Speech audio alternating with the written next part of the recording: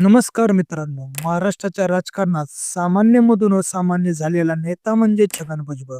शिवसेना प्रमुख बाळासाहेब ठाकरे यांच्या तालमीत तयार झालेले रस्त्यावर उतरून जय महाराष्ट्राची गर्जना करणारे निष्ठावान शिवसैनिक, ज्यांनी केवळ शिवसैनिक म्हणून काम केले नाही तर मुंबईचे महापौर हे मोठे पदही भूषवले. पण असे काय घडले की ज्या शिवसैनिकामुळे मुंबईत शिवसैनिकांची सत्ता आली, त्याच भुजबळांनी बाळासाहेबांना जय महाराष्ट्र करत पक्ष सोडला.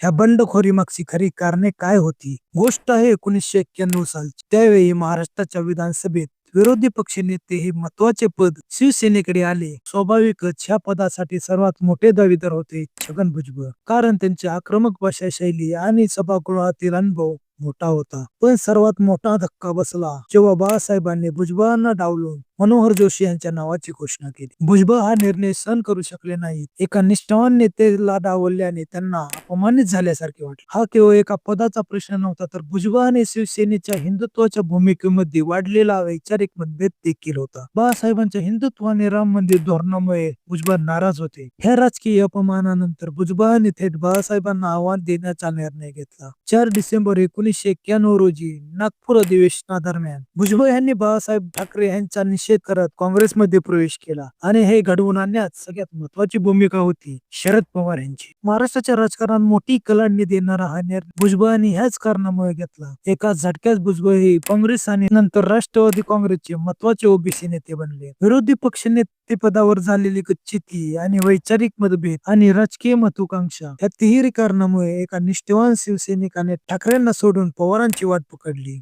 या बंडखोरीचे महाराष्ट्राच्या राजकारणात झालेले परिणाम आजही महत्वाचे ठरतात. ह्या घटनेबद्दल तुमचे मत काय आहे? कमेंट मध्ये नक्की सांगा आणि अशाच राजकीय माहितीसाठी आपल्या चॅनलला सबस्क्राईब करा.